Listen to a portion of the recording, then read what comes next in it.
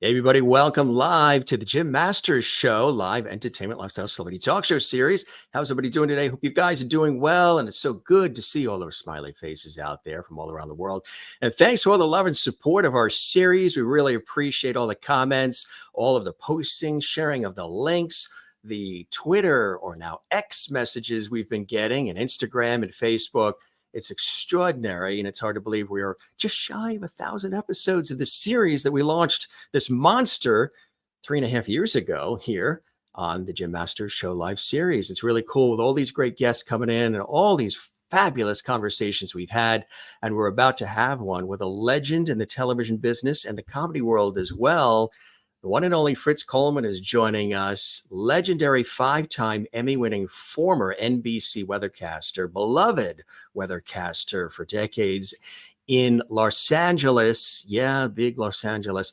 KNBC News 4 LA. And again, he's somebody who not only has been able to, in all those years, juggle this extraordinary career as a weathercaster, but did you know he was also and is also involved in the world of comedy? He absolutely is. He's a stand-up comedian du jour. Matter of fact, there is something very special that's on Tubi that we're going to tell you about as well. He's got an extraordinary sense of humor. If you've ever had a chance to see any of his work, any of his comedy, you know what I'm talking about. If you haven't, I encourage you to go over to Tubi and check it out. Check out this particular presentation, Unassisted Living. We're going to talk about that in just a few seconds here, but as I mentioned, he is a legendary, beloved television figure. He survived this unpredictable, crazy, but phenomenal industry that we are in with 5 Emmys, lots of love.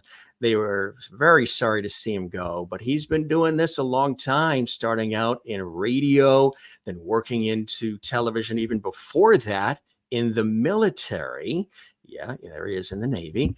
And he was on The Tonight Show with beloved Johnny Carson. You might not have known any of this. Even folks watching in LA might not know. But of course, a beloved figure for so long on NBC in Los Angeles. And like they said, Fritz said it would be like this, which was an extraordinary promotional campaign that I absolutely loved, that KNBC had developed, promoting Fritz and his expertise as a weathercaster. We're going to talk about, his legendary career with NBC4 in LA. We're going to talk about his comedy. We're also going to talk about a wonderful podcast he's doing as well, Media Path, with a longtime friend and colleague of his as well. But first, before we do any of that, I want to take you back in time.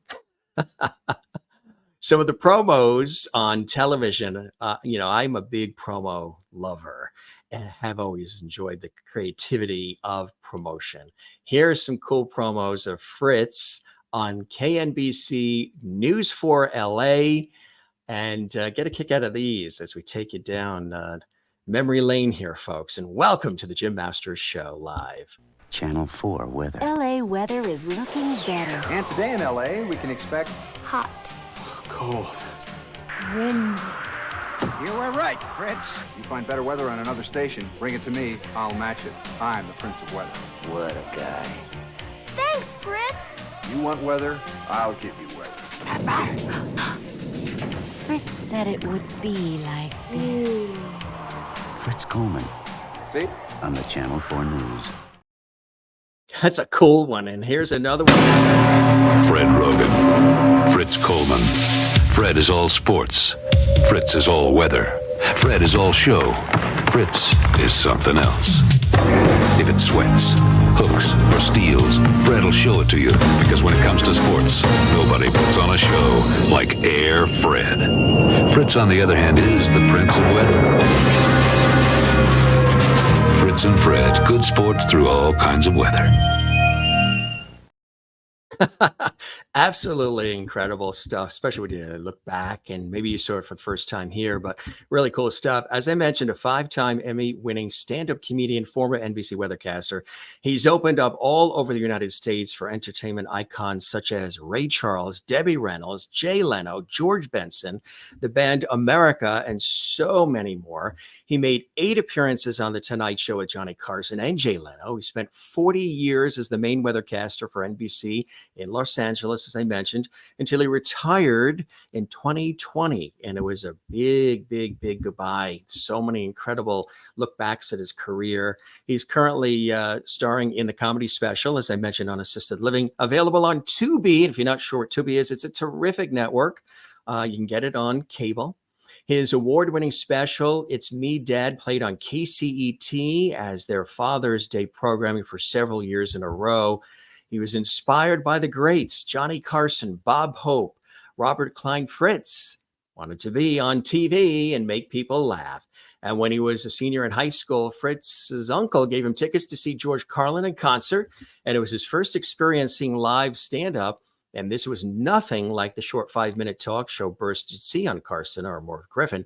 This was one person controlling a huge stage, wielding the mic like his Excalibur for 90 minutes in front of 3,000 convulsing people. And Fritz couldn't believe what he was seeing. It was the most creative, most effortless display of power one person could ever have over a group. Not an exaggeration to say it was a religious experience, almost evangelical. And he continues to bring laughter to audience all around the world, audiences that support. And he's big about supporting the causes that he is passionate about. And so many people love him. Again, from weather to comedy to all of it. It is my honor and pleasure to welcome him here for the very first time, I'm sure not the last, incomparable Fritz Coleman joining us here on the Jim Masters Show Live. Fritz, welcome to the show, my friend. Lord have mercy. I feel like that's the thing you see at the end of your life. Your entire life flashes before your face. Your Aunt Thelma faxed that to me this morning, and she said, read it verbatim or else. So No, you know how that is. Really, as a matter of fact, you have a couple of pictures there that I don't even have. So it's an honor to be here, Jim. You do a great job, and thank you for dredging up the darkness of my life. The pleasure is all mine. I'm very honored to have you here. I've always been a fan of your work. I've always enjoyed your talent on television, comedy, blending these worlds. What came first for you? Was it the comedy or was it television and weather?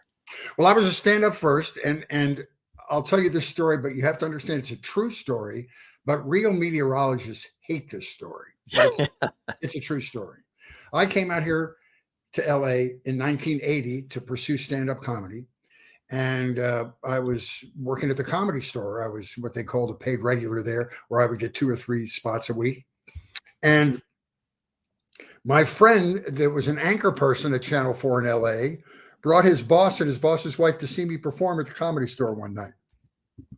And I had talked on stage. I had an anecdote about starting my broadcasting career in Armed Forces Radio and Television.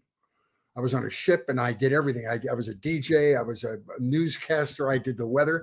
And I had a little anecdote about it being forced to do the weather, but not knowing anything about it. But the Navy didn't seem to care that I didn't know anything about the weather. They just said, just fill the 2.5 minutes. Don't use profanity. Make sure your shoes are shined. And, you can do this.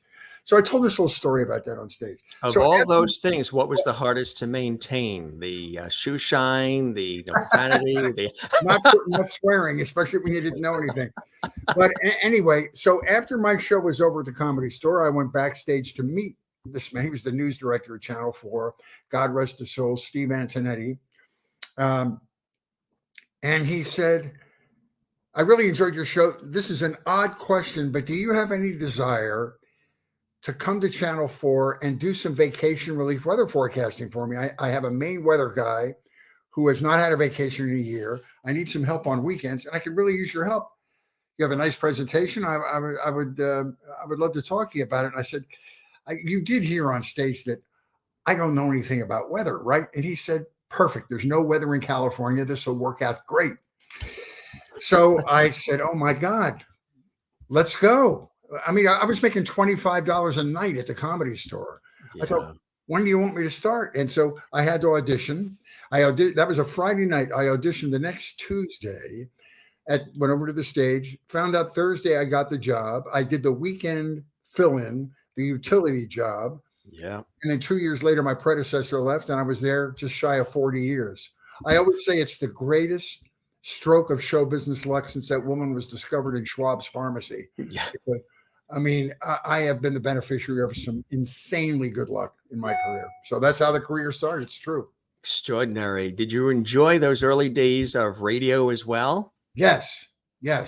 I always was a fan of music. I was from Philadelphia and big music fan. And I was on Top 40 radio, and I was a music director and a production director and a talk show host for a little while. Not spectacularly good at any of those jobs. and then I started doing comedy when I was working in Buffalo, New York at WKBW, a 50,000 watt station in Buffalo, New York. I started getting little MC jobs at a jazz club called the Tralfamadore Cafe, a legendary jazz club in Buffalo. And I began to write little bits for myself as the MC of this evening. And I became smitten with getting laughs on stage. And so I grew my little block of material and had about 10 reasonable minutes and decided, well, I'm certainly ready for the big time with 10 minutes of material. I'll just move to LA. I'd never been to LA. Came to LA, slept on the floor of a lady's apartment with whom I had done some TV commercials. Went down to the Comedy Store, and I was woefully underprepared to be at the Comedy Store. So I had to do open mics for a couple of years before I could even get them to pay attention to me. And that's how my career started. It was a fluke. The only thing I often go to colleges and speak to kids, and I have nothing to say to them other than don't be afraid to try something you didn't expect to try. I didn't try to be a weatherman. I wanted to be on TV, but this opportunity presented itself. And the only thing I brought to the table was I wasn't afraid to try this. And it turned out to be a lovely career. I have 3 kids. I was able to give them a stable home life for 40 years, you know. So it was just, I'm very, very fortunate. You know, being a fixture in homes on television, especially in such a market the size of Los Angeles, for folks watching, New York's the #1 market in the world, and Los Angeles is right next to it. And to have that visibility and to be a beloved figure on, you know, a nightly news program like News for LA, what was that experience like for you? Then now you're catapulted to a big market, lots of exposure, but also being a weathercaster, there is this, you know, warmth and connection that people have with people that they see coming into their homes on a daily basis. Well, I can tell you've been in broadcasting because you put your finger exactly on what gives a person their value in TV news or anything. And that is your repetition.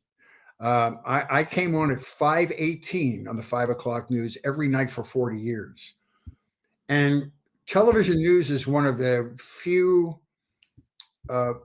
platforms where you break the fourth wall. That is, you look into the camera and you talk to people. And what you imagine when you're doing that is that you're talking to one person and you try to make it as intimate and as conversational as possible. And when you do that over time, you develop this intimacy. It's a false intimacy, but you develop this intimacy with people and you have a connection with them. So the value you generate in the business isn't the accuracy of your weather forecast. It's this sort of unspoken communication that you have with people, and people really, they accept you into their homes, and you become part of their family. I mean, I have letters that people name their parakeets Fritz. They name their kids Fritz. They name their dogs Fritz. You just become part of their lives. And that's the value you generate over a period of time. And quite honestly, that's the thing. That's the only thing that gives you value. Whether or not you're a good weatherman really doesn't matter.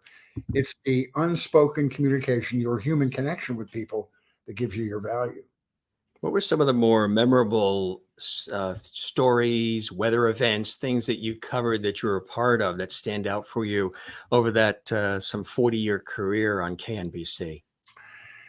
Well, there's good and bad. There's weather, and then there's just the communications part of it. The times that being a weatherman were exciting were times, you know, LA is very different. LA is like a bipolar relative. It goes from extreme to extreme with calm in between. So when we have weather out here, it's always a major event. If we had 1/10 of an inch of rain in Los Angeles, because we only have seasonal rain out here, it becomes a major event because the freeways are slick with oil that have accumulated over 6 or 7 months out here. So even what would be a nothing weather event in Connecticut turns out to be a show-stopping weather event in LA. And we have fires and we have Santa Ana winds. So the fun weather times in my job were when weather was really affecting people's lives and you had a sense that the information you were imparting was valuable. And they were watching you. If there's a brush fire on a mountainside, people are watching you to see if they need to evacuate their horses or any of those things. And you feel like you're really providing a service. Other than that, when things are calm, between April and at least until climate change, between April and November, the forecast in LA is morning clouds and fog, hazy afternoon sun, high in the low 70s.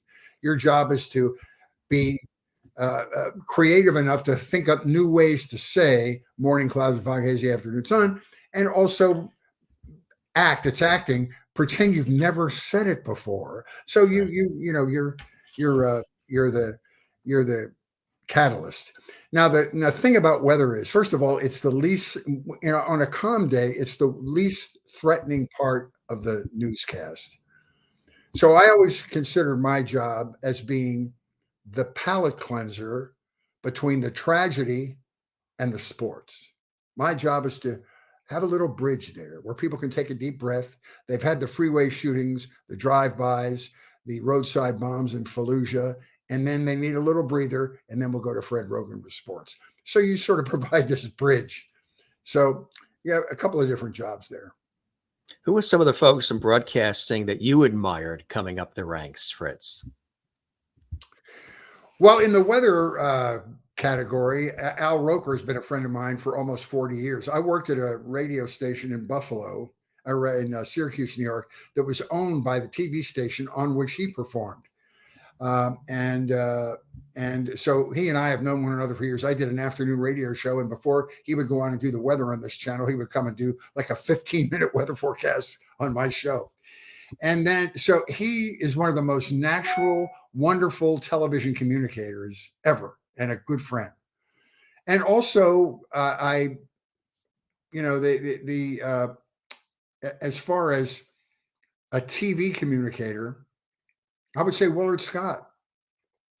Willard Scott was so wonderful. People didn't even care if he did the weather. They just wanted to hear him say happy birthday to their 102-year-old grandmother and then put their face on the Smucker's jar. But he epitomized the warmth of television communication, I thought. And so those two guys in the weather field were my favorites. You've had a fabulous opportunity to work with some other legendary on-air talent over the years too, who've come through NBC and KNBC and other things that you've done.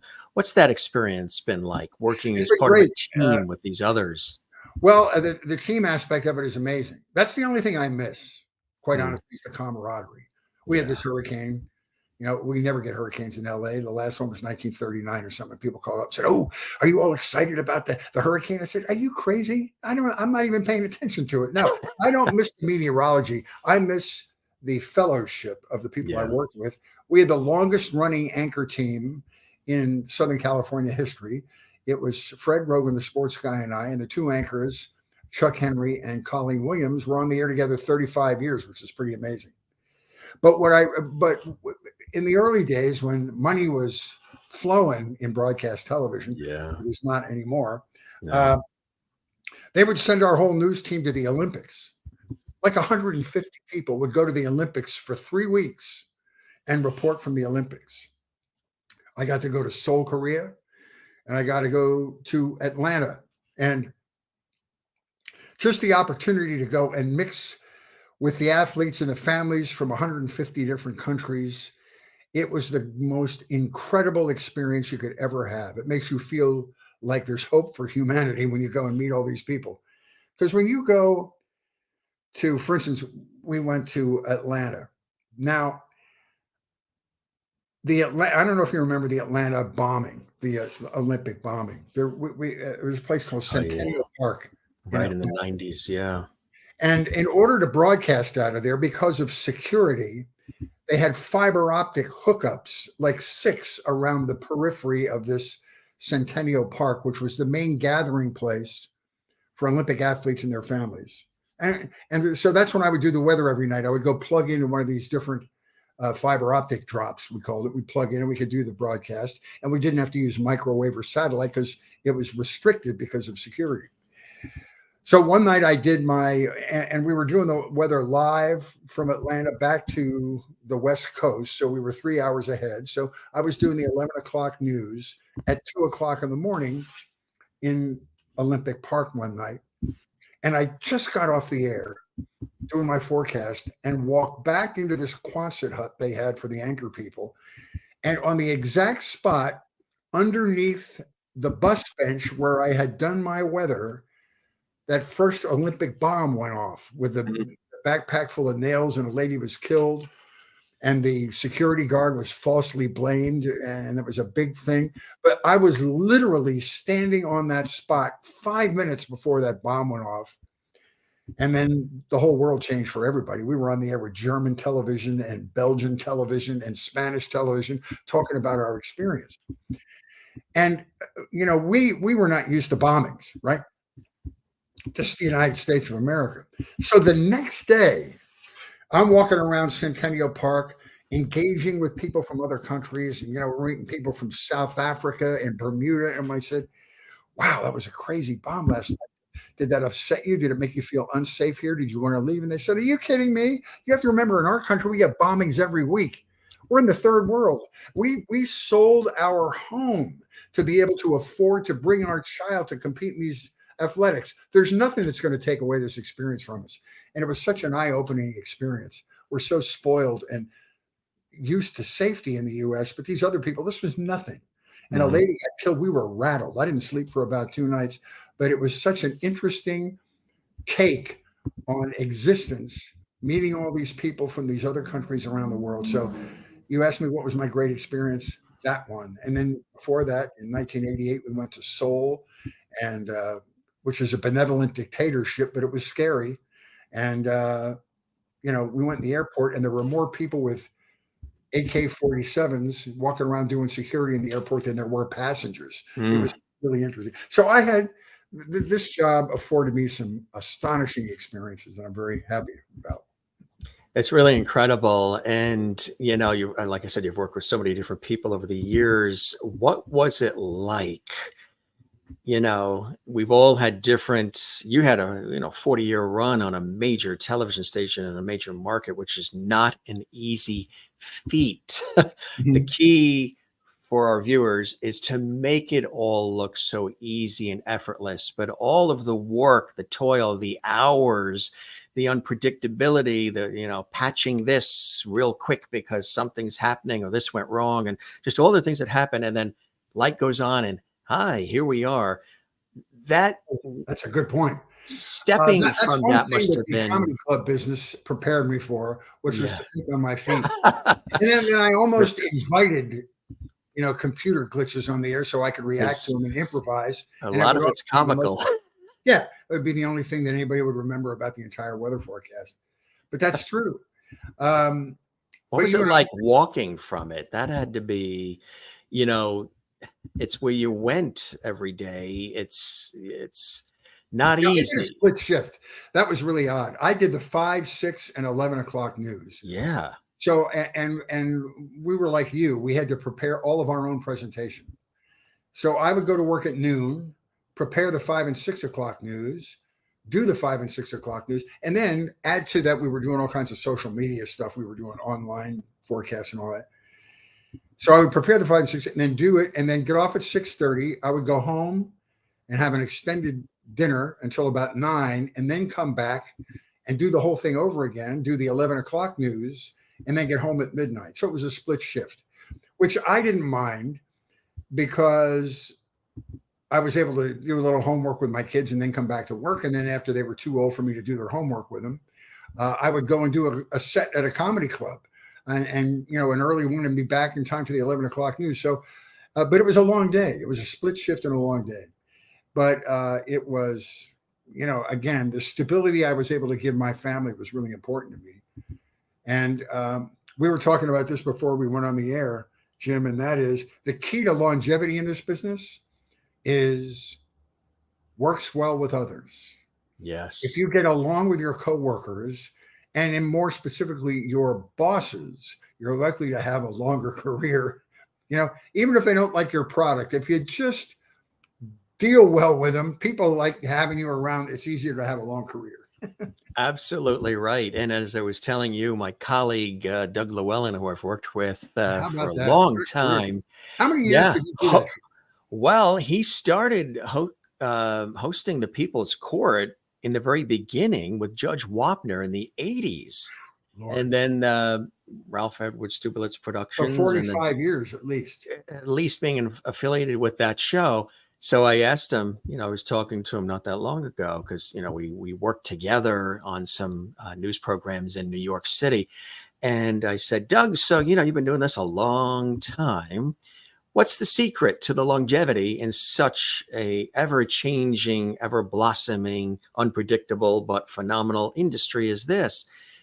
And what you said, Fritz, is very important. Absolutely. And then he said the real key to all of this and to longevity is a good moisturizer.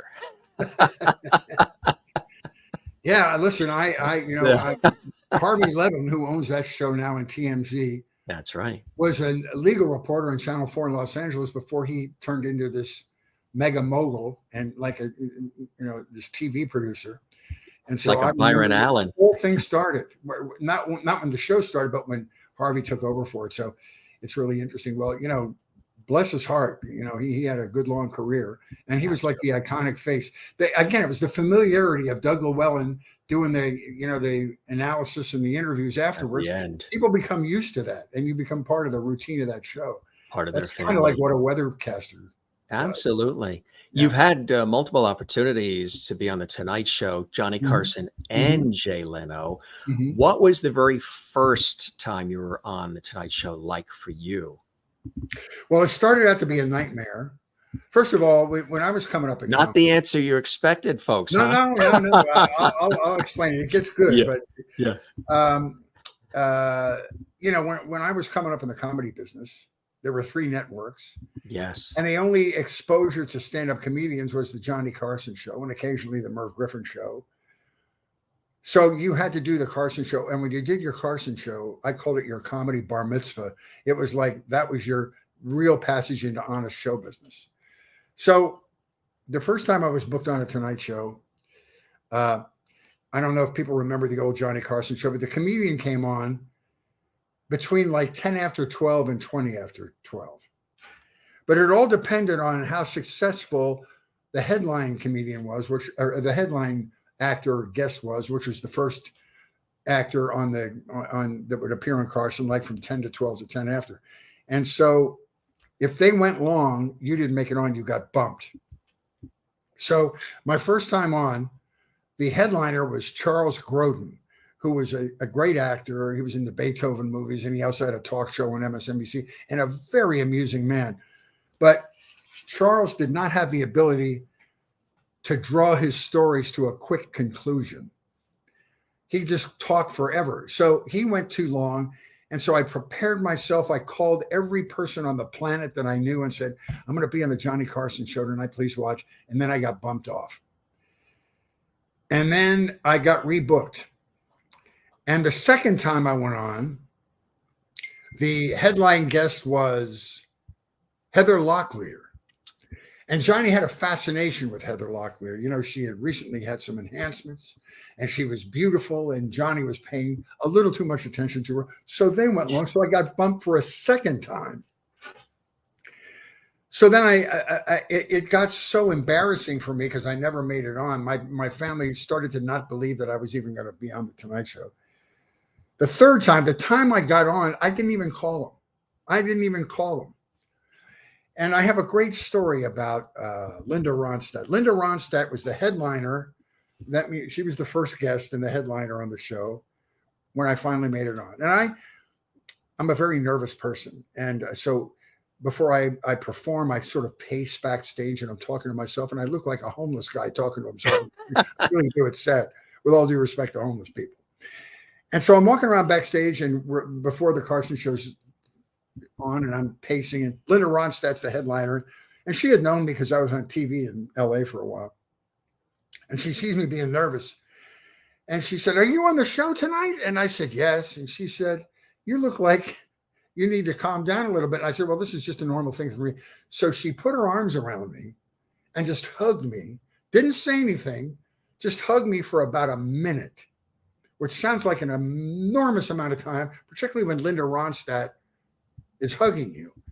And it just took all the stress out of my body. It was such a great maternal thing for her to do. And it was like I had taken a tranquilizer. She was such a lovely person. She saw that I was nervous, wanted to make me feel good about it. And I will always remember what a spiritual, lovely gesture that was on her part. And so that was my first Tonight Show. And I went out and it was over and it was reasonably successful. And I got invited back. And that was it. I was on with Johnny, Jay Leno, Joan Rivers, and Gary Shanley, all as hosts. I tell you. And what was the differences between each of them that you saw and experienced? Slightly less pressure. Well, you know, Jay and Gary were comics, and so was Joan. But you know, they were like they were in the class ahead of me in comedy, so they understood the experience and they were very empathetic. You know, Johnny, it's this iconic person. It's more than performing on the show. While you're there and he's over on this side, all you can feel is his laser-like gaze burning into the side of your face. So it's still a lot of pressure, but slightly less pressure than when Johnny's the host. That's incredible. But the experience and the exposure, being on that show, what happened from there? Did the phone ring more for you to do more comedic appearances? Yes, it does get now. Here's the thing. I was already on TV as a weather person, which was kind of my hook. I was the weatherman doing comedy, and that kind of got Johnny interested and put me on the show. And that when I started, those performances were all in the 80s. We were still basically 3 networks, ABC, CBS, and NBC. We didn't have all these independent stations like in New York, Channel 13 and Channel 5 and all that. Now there are like 9 TV stations on simultaneously. They're all doing programming. And so a Carson appearance was pivotal in your success. However, I was already on TV. So people, at least in LA, knew who I was. But back in the earlier days, when Seinfeld and Louis Anderson and David Brenner and all those guys were starting out, one appearance on The Tonight Show changed your life. It upped your rate. It got you work in Las Vegas. It put you on the road, maybe for the first time, lucratively in your life. So it really changed your life. But since I was already on TV out here, and even if I did get offers, and I did get some offers to open for people in Las Vegas, I couldn't do it because I had a weather job. Yeah. And so it was slightly different for me, but it is a pivotal moment in your career when you do that Tonight Show. How were you able to balance the weather forecasting with the comedy? Did they ever overlap? No, here's how that started. How long have you had that? Right. John Rickles, I think, said that to Jerry Lewis once. Yeah. As I told you before, if things were stable, if the weather was stable and my kids didn't require my attention, I could do 2 or 3 comedy shows a week. I would either drive to the Comedy Store on Sunset Boulevard, or I would drive down to the Improv, which was on Melrose, and do a show for 15 minutes and then come back to work. It was no problem. And then I would take 2 weeks off in the summer and I would work for the Improv in Las Vegas. The Improv in Las Vegas used to be in the Riviera Hotel, which no longer exists. So I would go up there and do a couple of weeks. And that was my road work for the year. And one time my bosses came to me and they said, you know, we don't mind you. You know, I had a contract at NBC. And when you are under contract, they pretty much own you in your entertainment universe. They said, you know, we will allow you to continue to do these performances. I'll never forget this meeting. And my boss said to me, but if you embarrass me, what I mean is if you use profanity and anybody calls this television station and complains about what they heard from you at a comedy club, we're going to stop it. So that was actually a gift he gave me, because I learned to discipline myself and work clean, which you have to do for the talk shows. Anyway, back then you couldn't use profanity. You couldn't even use like double entendre. Yeah. So it disciplined me to work clean. And so I was always able to work it. And then after a while, the smart bosses realized the promotional value of me going out to a club, having a great night and making people laugh. Maybe we garnered a few new viewers, you know. So at first it was a little sticky. They had to learn to trust me, and then they did, and then it worked out to be fine. How did the whole campaign for Fritz Said It Would Be Like This develop? That was one of the most iconic campaigns, and people, like you were telling me off air before we went live, still come up to you all these years later, and they still say Fritz said it would be like this. Yeah, that was they did an ad campaign on like 500 billboards. And there was no picture. It was just a blue background with white font that said, Fritz said it would be like this. This was to introduce me to the marketplace.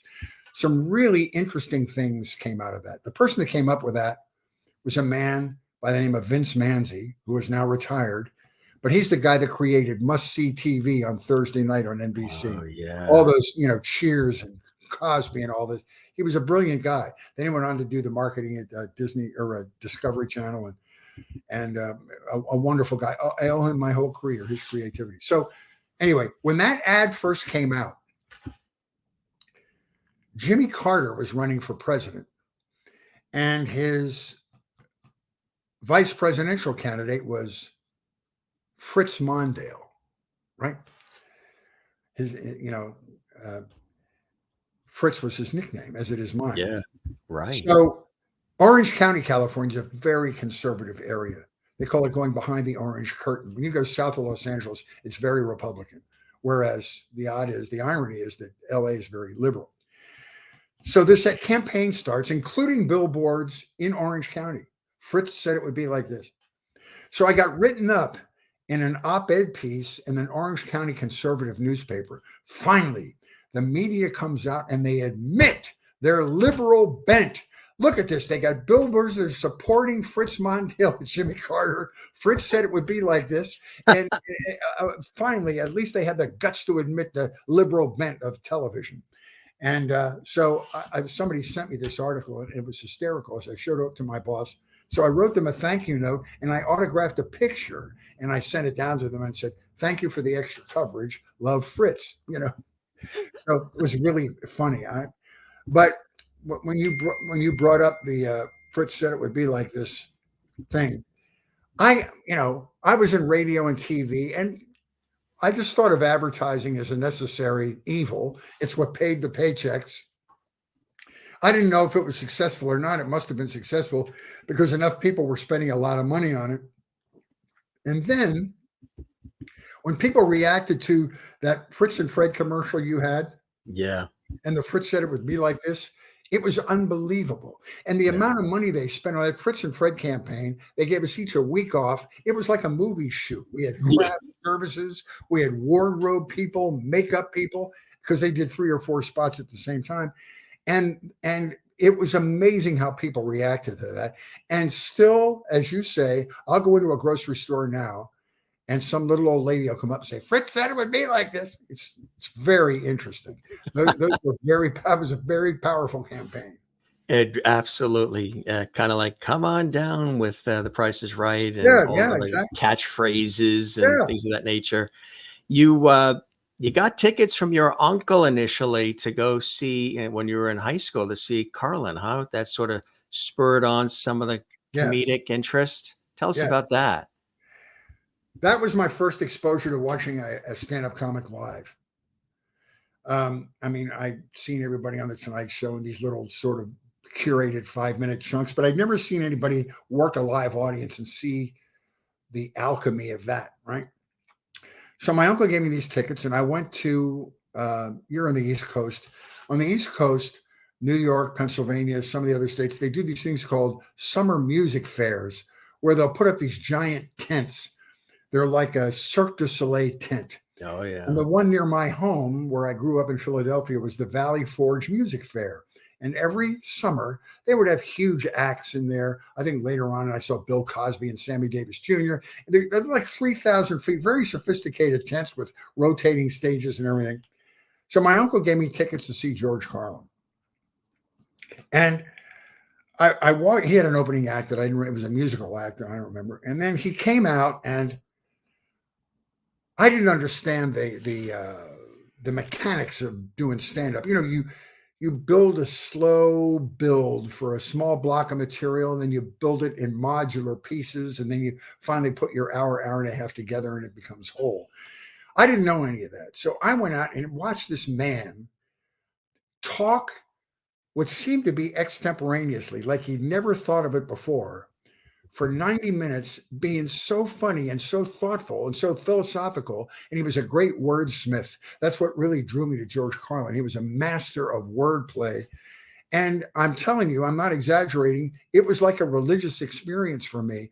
I thought, I've never seen, and the audience was on the floor.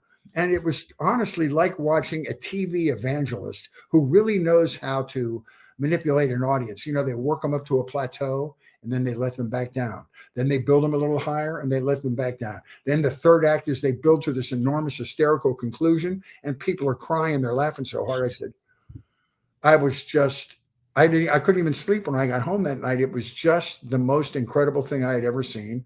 I never thought I could do it professionally. I'd always felt like I could be amusing. I could entertain a small group of people for 2 minutes, but I never thought I could do it professionally. But he was really the impetus that made something to shoot for. Him and Robert Klein was another favorite of mine, one of the great stage presences of all time. Robert Klein, the comedian, and then all the other pros I love for various reasons. But George was the one that really made me want to do it. And did you enjoy Dangerfield? Very much so. Yeah. The fastest. Unbelievable. He and Phyllis Diller just. Yeah. And Phyllis Diller was a very lovely person, very supportive of young comedians. The first live TV show I did as a stand-up comic was called Evening at the Improv. It was on A&E network. Yeah. It was the first, what they call a brick wall comedy show, where you have a microphone that's in front of a brick wall. And I did that show, and it aired, and I got a note from Phyllis Diller that she sent to the Improv, and it was in the place where they sold, the ticket booth. Yeah. And she just complimented me. She said, I thought you were just great. I loved your point of view. You had a great stage presence. Keep up the good work. And it blew me away. She was a very lovely person. Television, you're in the studio, you've got the cameras. There's a tiny bit, unless you're at public events, charitable events, things of that nature, station appearances, there is that slight wall between, the on-air personality and the viewer, just because you're in a studio. But then when you're doing your comedy, you're on stage and everybody is right there in front of you, and there's instant reaction, and you can actually see and feel the reaction, work the room. With television and radio, the ratings are what tell you, and their numbers versus faces and people. The difference is in the difference is in the two. You've seemed to be able to embrace and master both quite well, Fritz, when most or some prefer, get me in the studio, and others, I like to be amongst the people. You seem to be able to have terrific careers doing both. That's such a great point about getting the different reactions. I like a live reaction. And here's when newscasting changed for me was when all the studios became automated. When I retired, there was nobody in the studio except people who were on the air, the anchor people, and they're not paying attention.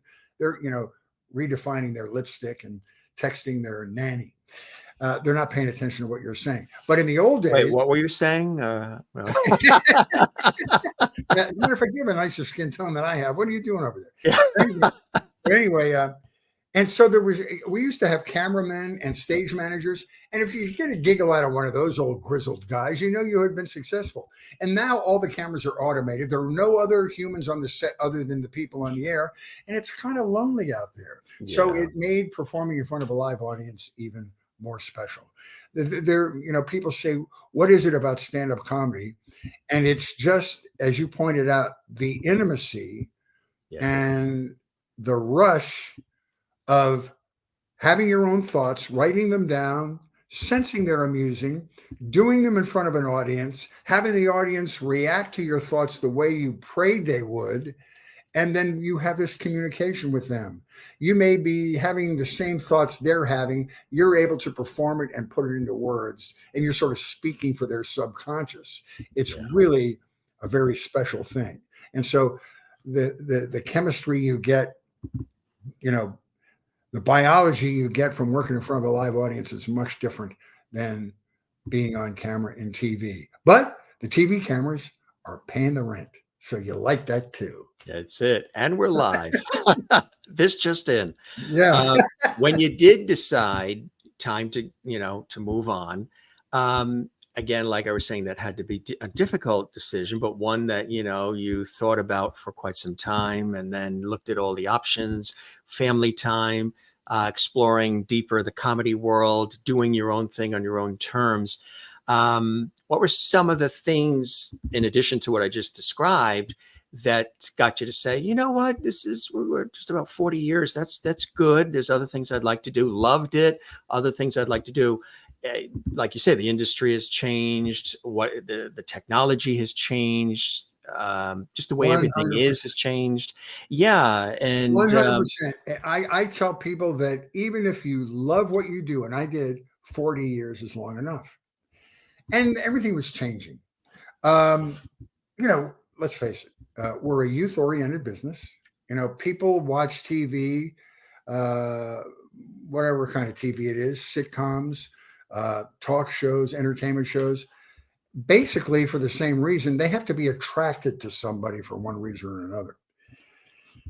So, when this old gray-haired guy, like a Q-tip with glasses, is sitting on the stage, is not as attractive as he once was. But not only that, but Q-tip. I got a job as the weatherman from being a comic, right? They brought me in there because the weather was less formal. The news was less formal when I started.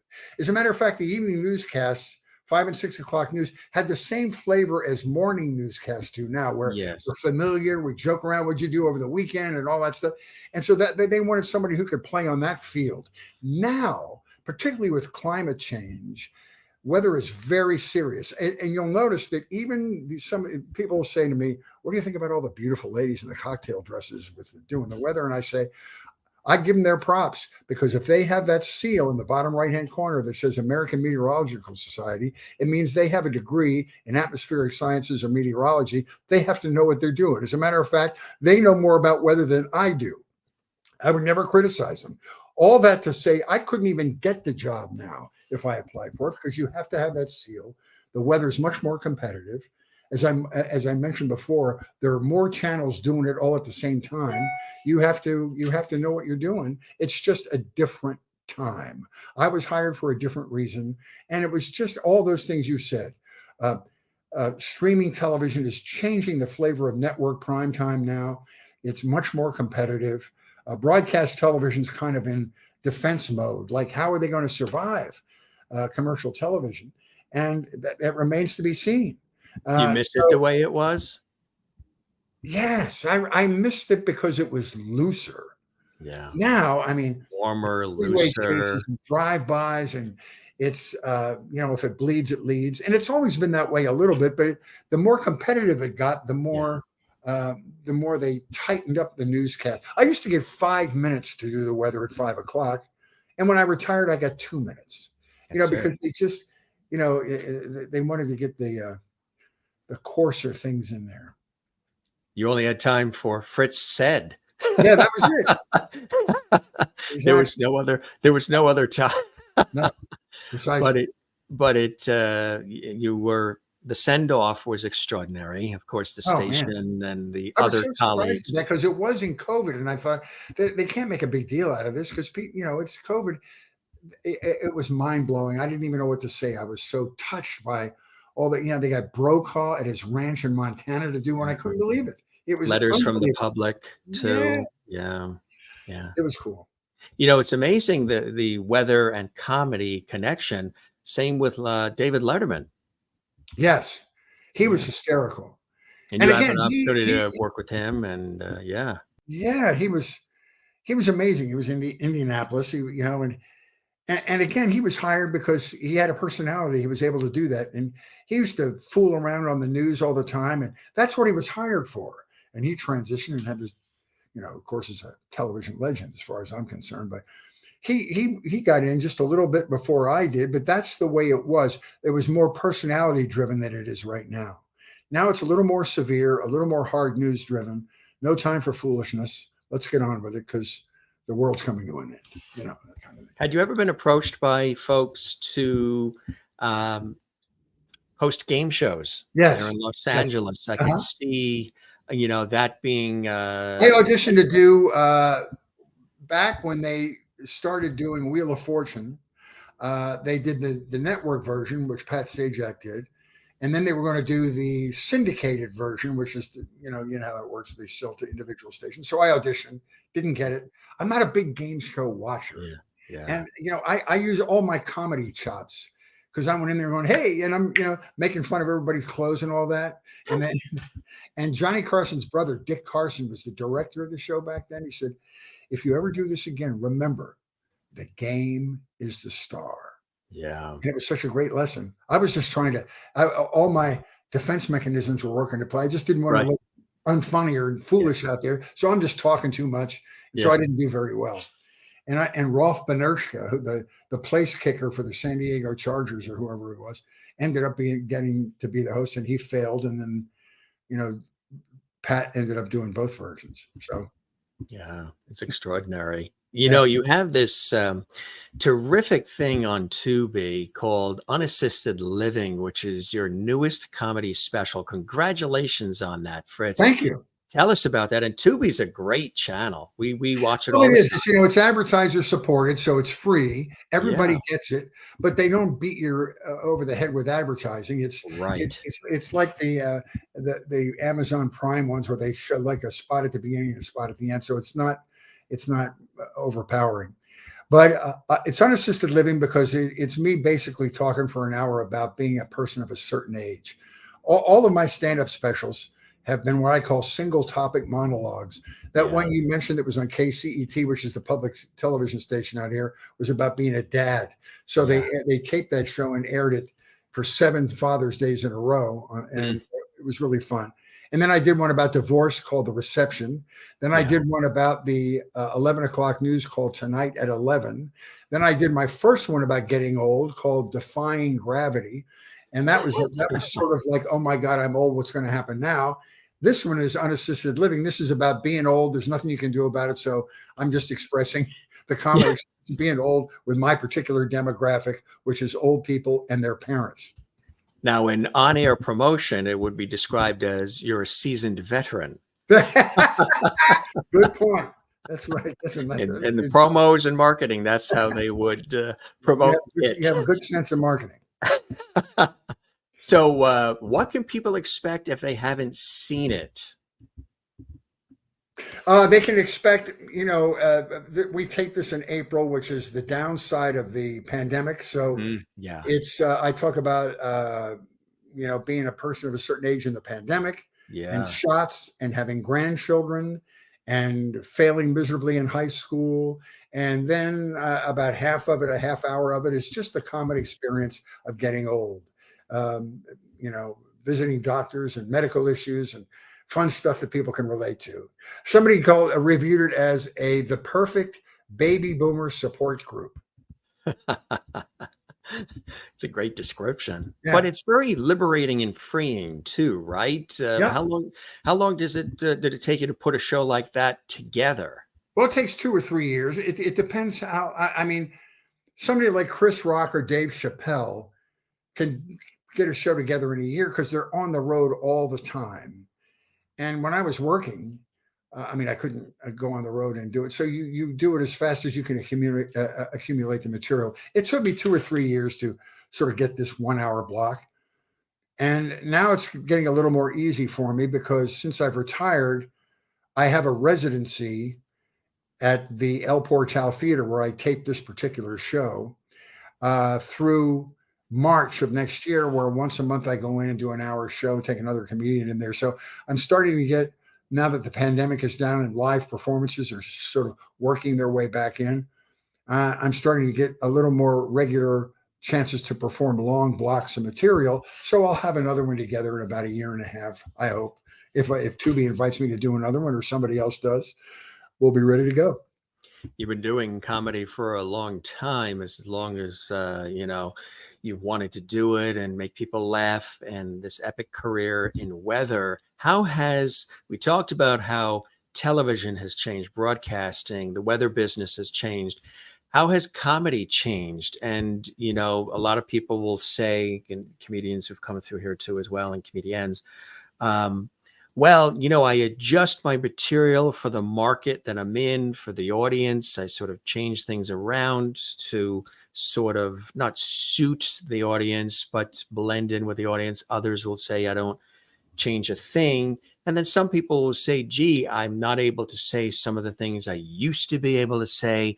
Would a Don Rickles exist today? Those kinds of things. How have you seen comedy overall in the many years you've done it change and tweak?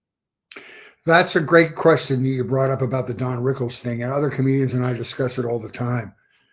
Would that paradigm work? He's obviously making fun of all ethnicities, but he does it with a wink. But people are so politically correct now. Jerry Seinfeld said a couple of years ago that college campuses are so politically correct now that he doesn't like to do them anymore, because everything you do that even suggests that you're sort of observing, another ethnic group or something gets booed or, gets a reaction from the audience. And I'm thinking to myself, if Jerry Seinfeld is getting yelled at that means that colleges are definitely too politically correct. We're in a very sensitive moment now. There's this big chasm between the left and the right, and Republicans and Democrats, and blue and red. So I don't do any politics in my act at all, and I don't work blue. I talk about adult topics, visiting adult doctors and those kinds of things, but I don't do anything. I just drill down on common themes that people will be comfortable with. Now, to go back to your previous point, I don't think it's true that you keep your same act for every audience. You can't. I've been invited to perform to church groups, and there's some topics you can't broach with them, and it. I don't use any profanity in my act at all, but there are things that you just know are going to make people a little bit uncomfortable. And so you it's not that you change your act, but you just avoid some topics with some audiences, Right. If I have a young audience, I have a whole block of new material in my latest act about going to the urologist and getting a colonoscopy and all these things that old people do. And if I was in front of an audience that had 18 to 25-year-olds, I'm just not going to bore them with that, because they won't even get it. They won't be able to relate to it. So I avoid topics that I think will just bore people. I'll put it that way. Exactly right. That's what it is. And it's ever changing, and humor changes, and the world changes around us, and you sort of, adapt to it a little bit. And we are in a politically correct time now. So you have to be sensitive to people's, you don't even have to do a punchline about Donald Trump. If you go on stage and say his name, you will get booed, because people are assuming that you're going to say something that they disagree with. It's really prickly right now. There's this huge divide in the audience right now. And, but the irony is that I don't think comedy's been any more important ever in history than it is right now, because my mantra in my act is just to give people an hour to take them out of their heads, forget their problems, forget that we're in a dark world that we don't see eye to eye, and just talk about common experiences and give them a laugh and make them feel good for an hour. That's all I want to do. I don't want to test the First Amendment. I don't want to tell them political stuff that they already know. I just want them to feel good for an hour and forget their troubles. Which is key, and it's a beautiful thing. And you've done that as a weathercaster too, even though you told them about various things that were happening weather-wise, where they had to be prepared and they had to get ready. still there's this warmth and comfort that comes from being a weathercaster as this guy that comes into their lives, all these years, generations of people. Same thing with being on stage and working the audiences, that you develop a following. I would imagine too, especially being there in the LA area, having had the 40-year career on an NBC owned station, there's already an excitement to see you. Oh, we're going to see Fritz Coleman. I mean, he told me about the rainstorm last week. Or I remember I grew up with Fritz, and Fritz said it'd be like this. And all these things. No, I'll tell you that I had to fight because it was a branding issue for me. Is he a weatherman or is he a comedian? Yes. The most fun audiences for me are when they didn't realize I was a comic and come to see a show, and then they love it and they're duly impressed. That's fun.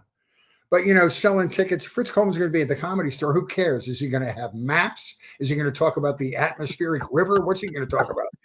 And cumulus clouds. Yes. Oh, well, this will be interesting. No. So it was a branding thing. So I just sort of had to find parallel audiences for what I did. And I was able to do it. Now I don't have to do any weather. I can just do all comedy. It's fantastic. And you're also doing a podcast as well, Media Path. Congratulations on that, my friend. And tell us a little bit about that as well. Very cool. Yeah, it's with my friend Louise Palenker, who has been my friend for a long time. She produced my first 2 one-person shows. She does documentaries too, right? Yeah, she's a documentary filmmaker. Yeah. She made a wonderful documentary about the Cowsill family called The Cowsills, a Family Band. Oh, absolutely. It's still streaming on Amazon Prime. We went on a boat ride in Newport, Rhode Island. That's where they're from. Yes. Yeah. And the captain was narrating and he said, there's the house where the Cowsills grew up right there by the bay. Yeah. I didn't realize the connection. I highly recommend this documentary because even if I was a fan of The Rain, The Park, and other things. It was just it was nice harmony, light stuff. I was a little darker in my mood at that stage of my life, but it is a fantastic look at this family band. And when you watch it, you're thinking of the Jackson family, and you see the sparkly, well-oiled performance machine, and everybody's smiling and everything. But there's some dark things that went on in that family. They had the Cowsills, as did the Jacksons. Pardon me, had a dad who could be questioned on his behavior. And so they had a lot of darkness in their life. Physical abuse and stuff. Yeah. And it's fascinating. And it's really interesting. Anyway, she and I have this thing. We've been friends for years. And when I retired, I couldn't do this podcast when I was working at NBC because I was under contract to them, and I couldn't do any media work external of Channel 4 when I was there. So she said, why don't you come and we'll co-host this podcast, and we always like movies and books and films, and TV shows. And we talked about stuff. She said, well, it'll just be an extension of the conversations we already have. So that's what it turned into. And we have lots of interesting guests. We have politicians, we have musicians on there. We just different topics every week. We just had David Leisure, who was Joe Isuzu. Those of us, yes, that was his really hysterical commercials. Yeah, he was on a TV show called Empty Nest. We had that's right conversation with him. So we have everybody on there. We had Adam Schiff, who's running for the Senate in the state of California. Very cool. So we have different stuff all the time. We just have a great conversation. I love it just for the conversation. I was going to say, what are some of the things about it that you're loving the most? Just the I think I mentioned it earlier. Nature. I love to talk to people. I love talking to people I don't know anything about.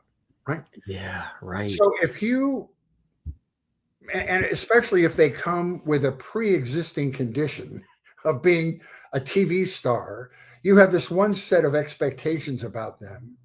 And then you find out, no, these are people that they're doing great nonprofit work. They're philanthropists. They've written books. They climb Mount Everest. I don't know what it is, but you learn these little interesting tidbits about them. And it really, first of all, you find it fascinating that you didn't know this about them.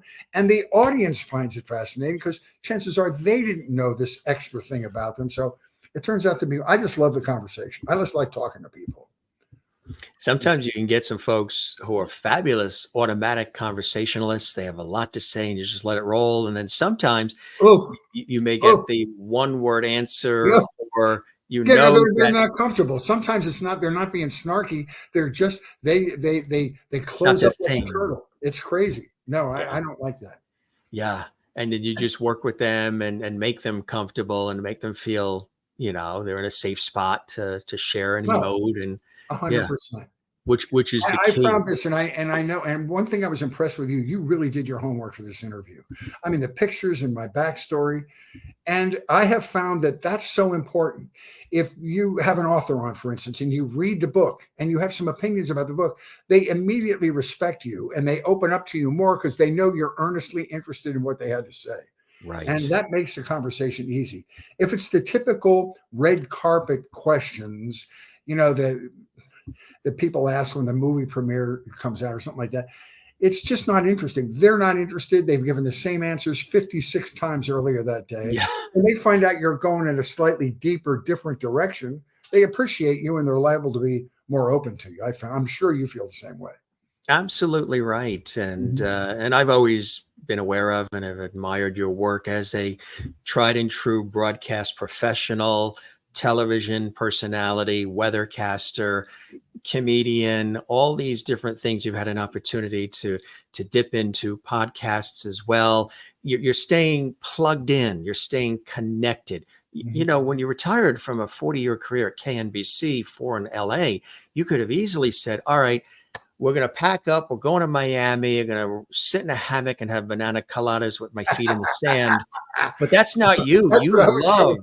That's so funny that you mentioned that, because my father was a typical post-World War II American businessman whose entire life was his work. He worked 12, 15 hours a day, and all he cared about was his work. He didn't read books. He didn't go to movies. He watched Wheel of Fortune and went to bed. His whole life was his work. And when he retired, I just watched him slowly implode. And when he got too old to do his own yard work, which is his only physical exercise, he just cashed it in. And I was so afraid that would happen to me. But my life is 1,000% different than that. I'm performing. This is the truth. I've never been happier in my life than I am right now. I get to see my children and my grandchildren all the time. I get to perform all the time. I'm heavily involved in the nonprofit world. I'm on the board of directors of 3 nonprofits, which eats up a lot of my time. I'm doing everything I love to do. And sometimes time just gets away from you. I don't know what day it is sometimes. And I'm just having a great time. So my biggest fear of reliving my father's boring retirement has not happened. And I'm so thankful. Have you, and we're so thankful you haven't as well. Is there a memoir, autobiography in the works about it all? I do it on stage. I talk about my comedy experiences on stage, and sometimes people have the same feeling I do about stuff. Which I think is great. Yeah. You sort of express it on stage and then people are left with it right then and there, which is kind of cool, huh? Yep. Wow. What are some other things you haven't done yet in this multifaceted career, Fritz, that are still out there on that quote unquote bucket list? I don't know about, I'm getting to do stand-up. The stand-up is going beautifully. I get time now to concentrate on the writing. 50% of the joy of stand-up for me is the creating of the material, the writing. It's a great discipline. It's very therapeutic for me to sit down in front of a blank page. I use a legal pad and pencil it out. That's a very Zen experience for me. And I try to do it for a couple hours every day. And so that's all going well. And I have time to concentrate on that without having to go to work every day, which is fantastic. But I really have nothing I want to accomplish. I have some bucket list things I'd like to do. I'd like to travel a little bit more, maybe with my kids and my grandkids. I'd like to go to Ireland. I'd like to go to Portugal. I'd like to go to, when I was in the Navy, I did all kinds of European trips, but it was all Mediterranean coastal countries because I was on a ship for 3.5 years. But I want to go inland and do some of that stuff. I like to go to northern Italy and do some. So I have some bucket list traveling I'd like to do. But as far as career goals, I mean, doing something beyond what I've already done in that way. I just keep doing it as long as I can stand up without a walker on stage. That's it.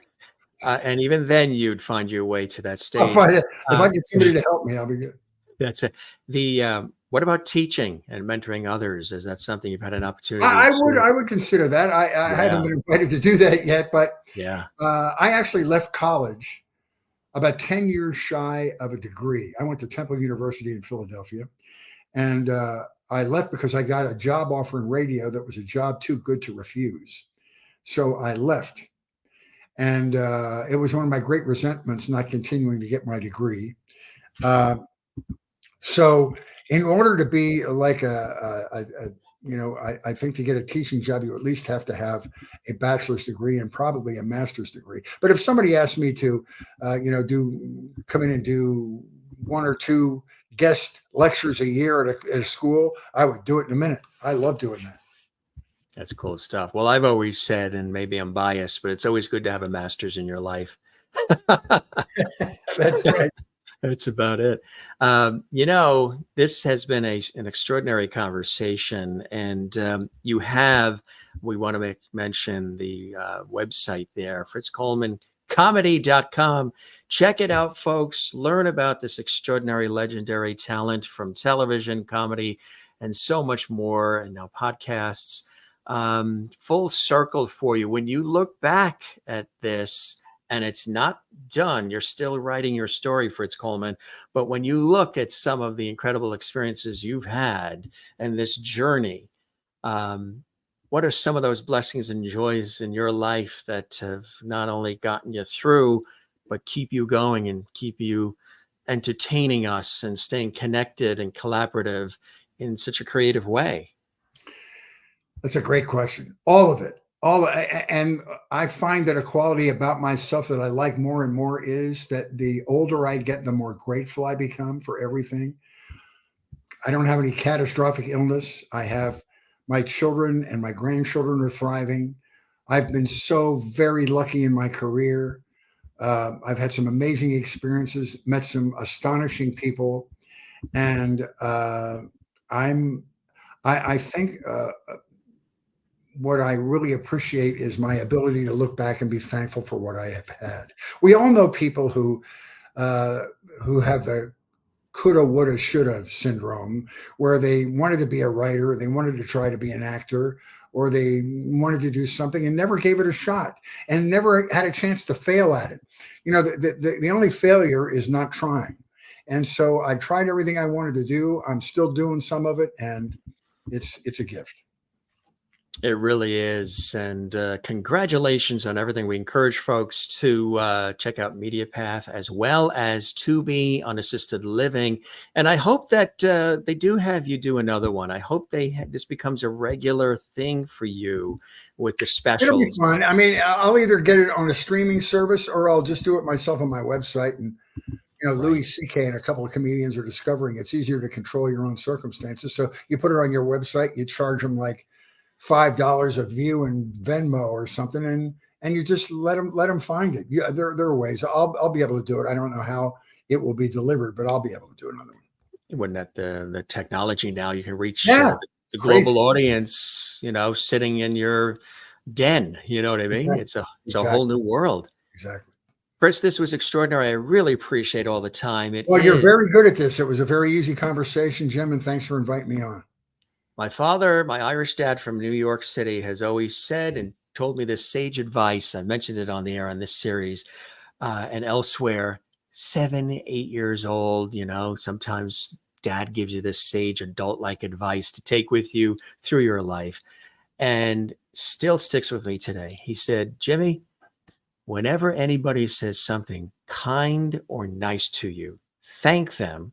Then ask them to please put it in writing and address it management. That's a good point. Is it? Well, listen, you do a great job, and I know you're going to have continued success. You're very comfortable to talk to, so keep it up. I appreciate that. Since you run the show yourself, there's no management to send a letter to, so I'm just right. It'll come right back here. Let's definitely stay in touch, my friend. I applaud you and thank you for all of your years of And you as incredible well. Thank you. uh, It's great. work in this industry, and continued success and blessing to you and your family. And you're welcome back to stop by here. We'll keep that porch light on for you anytime, Fritz. Thank you, my friend. Great to talk to you. Be well. You as well. You take care now. See you later. Bye-bye. And Fritz said it would be like this. Take care. Okay. Fritz Coleman, legendary television talent, weathercaster on NBC in Los Angeles, and also extraordinary comedian, stand-up comedian extraordinaire, stopping by the Jim Masters Show live entertainment lifestyle celebrity talk show series. Those of you who know Fritz from television, from NBC out in LA, KNBC 4, News 4 LA. Remember the decades and decades of weather forecasts and fun that he had on air on Channel 4 in Los Angeles, again, which is a major market. It's the second largest television market, not only in the country, but also in the world. But also having opportunities and great backstories about the times on The Tonight Show with Johnny Carson and Jay Leno and Joan Rivers and so many others. And some of the other comedians and comedians he's had an opportunity to work with and befriend, work with so many extraordinary legends. As I mentioned, in addition to some of the ones we talked about, if you joined us late, he's had an opportunity to open up for Ray Charles and Debbie Reynolds and George Benson, and the list goes on and on and on. It's extraordinary. He spent 40 years, 4 decades, as the main weathercaster for NBC Los Angeles. He retired just a few years ago in 2020. That comedy special you should check out is called Unassisted Living. It's available on Tubi. If you're not sure what Tubi is, just go to your cable box and just type in Tubi. Or if you have, like we have, one of those voice command remotes, just say Tubi and it'll come up on your screen if you have it. If you don't have it, ask your cable company to get it. It's a great channel.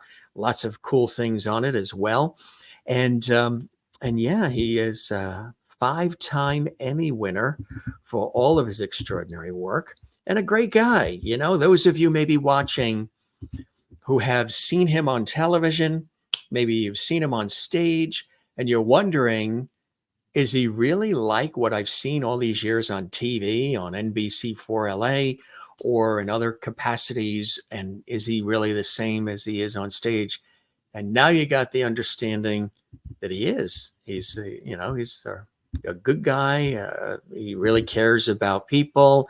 He's done a lot of charitable work, as he mentioned as well. And again, it was a sad day, of course, when he left weather and he left KNBC after all these years.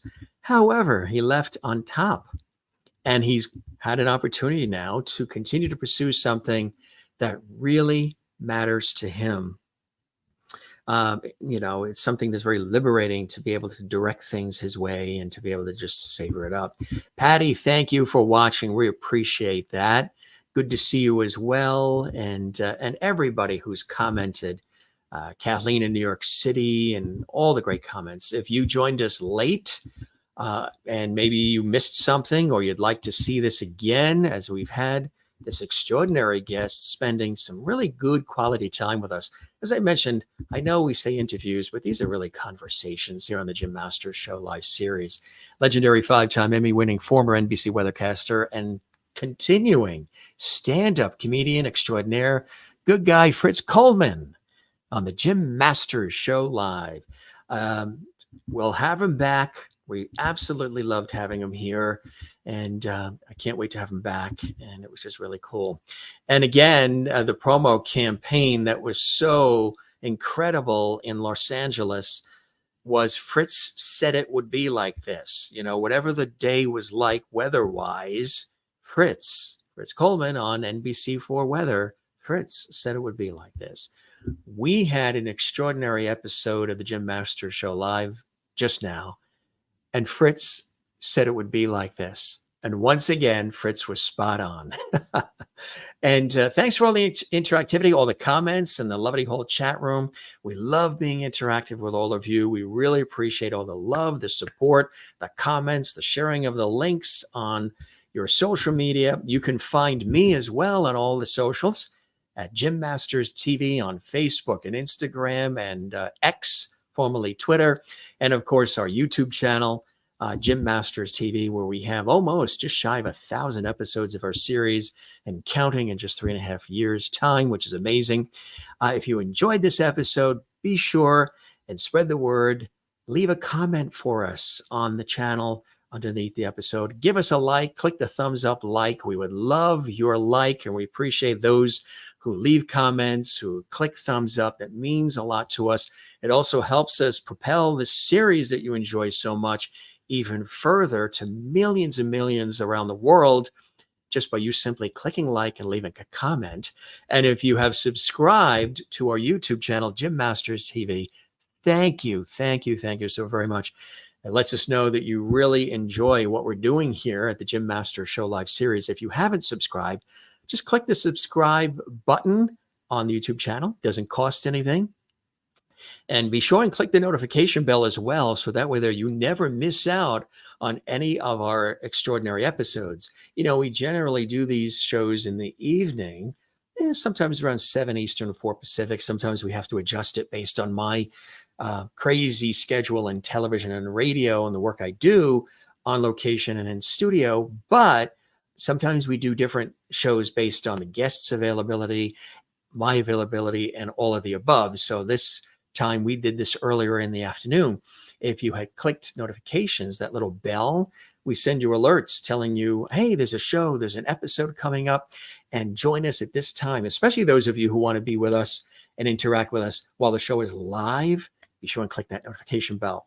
All right, that's all the the house work stuff there, telling you about the technical stuff, about how it works behind the scenes. But again, we just love having you here on the Jim Masters Show Live series. It's really a wonderful thing when we're here together. So check his special out on Tubi and, of course, Media Path. And if he ever is on tour and he comes to your town, check him out as well, because he is hilarious. And again, he's a good guy, and he's been doing this for a long time. And what's cool is he also told you about a little bit about what his comedy is like. So there's really something for everybody. Fritz Coleman stopping by the Jim Masters Show Live series. Really fantastic. Merlin, watching in Ontario, Canada, says, thanks for coming on Jim's show. Very informative and entertaining. Thanks, Merlin. We appreciate that as well. And we thank all of you for being here. All right.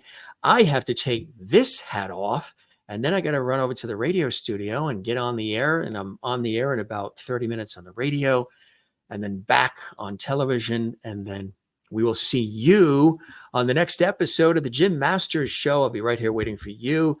And again, thanks for being with us. It's always terrific to have you here. We don't say goodbye around here. We say see you later, ciao, cheers, and all the rest. Be good to one another, love one another, and take care of yourself in the meantime. One more time, we thank Fritz Coleman for stopping by the Jim Masters Show Live series. True gentleman, class act, funny guy, and we'll have him back soon. We'll see you again soon as well, all right? I'll be right here waiting for you. Jim Masters, thanking you for your time this time.